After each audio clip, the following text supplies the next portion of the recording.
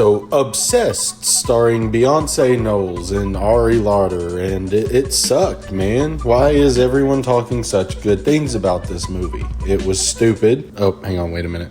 I watched Obsession, directed by Curry Barker. This is the directorial debut for Curry Barker. He is a 20-something-year-old who directed the hour-long movie Milk and Cereal back in 2024. This movie is free to watch on YouTube, so if you want to check it out, it's very easy to do so. Obsession follows Bear, a man who's got an enormous crush on Nikki, one of his closest friends, and instead of growing a pair and telling her how he feels, he makes a wish onto a one-wish willow that Nikki would love him and only him. And from then on, we learn why the genie taught us that we cannot wish for love. Rule number 2. I can't make anybody fall in love with anybody else. Mwah! You little punum there.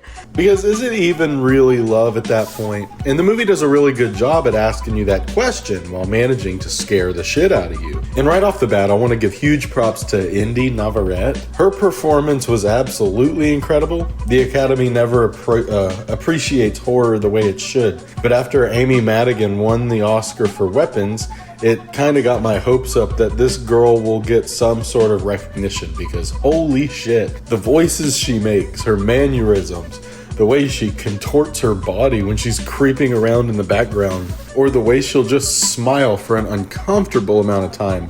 Whatever she's doing was either creeping me the hell out or just making me cringe. And I mean that in a good way. I love when a movie can make me feel so uncomfortable that I'm laughing, but I'm still like incredibly nervous while I'm laughing. That was me like 90% of this movie. Even when there wasn't anything technically scary happening on screen, the other characters were acting just cringy as hell too. Indy Navarrete gave such a good performance that nobody's even mentioning that everyone gave terrific performances too. Michael Johnston as our main character absolutely killed it. This dude is awkward to a painful degree, and Michael Johnston plays it perfectly. Pretty much all of the supporting cast did really great in their roles. It's a very small movie, but I loved that. It was made for under $1 million, and I never in a million years would have guessed that. I'm not usually a fan of jump scares, but the way Curry Barker uses them in this movie is really clever. It doesn't use false scares like most other movies do. What I mean by false scare is when a movie builds tension and then it plays a really loud sound effect over something that isn't scary at all.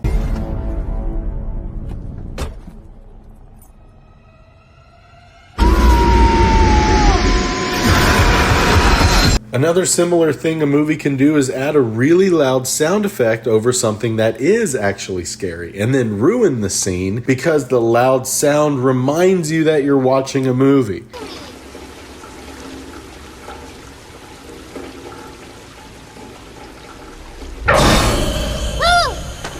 This movie doesn't do that either. In fact, every time there's a jump scare, the sounds that make you jump are all coming from the actual universe inside the movie. And it does a fantastic job at taking everyday sounds that normally wouldn't be startling and making them terrifying. For example, without spoiling anything, there's a scene where a shower is turned off, and just the sound of it turning off sent shivers down my spine. The sound design was absolutely perfect, and the visuals were pretty much right there with it. The use of shadows and lighting and framing were amazing. There will be sequences where the main actress is sleeping, and because of the way it's lit, you can't tell if her eyes are open or closed. They would leave big portions of the frame wide open, knowing you would be drawn to whatever creepy things would be lurking in the background.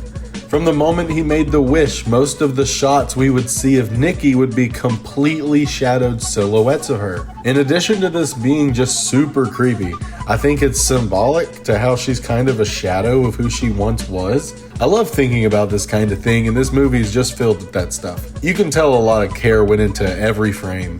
It wastes absolutely no time. Usually when a movie ends, I've been ready to get up and leave for like 20 plus minutes, but with this one, honestly, I feel like I could have sat through more. Not saying it was cut short, I'm just saying it was so entertaining that I would have liked getting a bit more of it.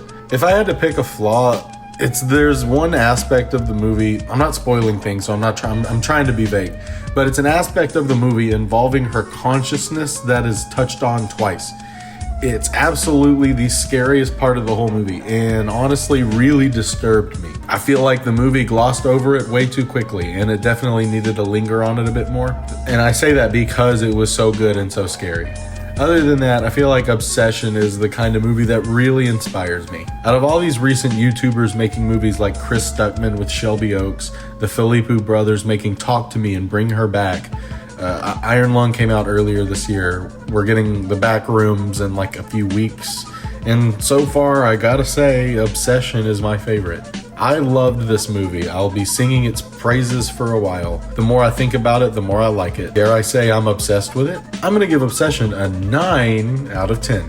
Thank you.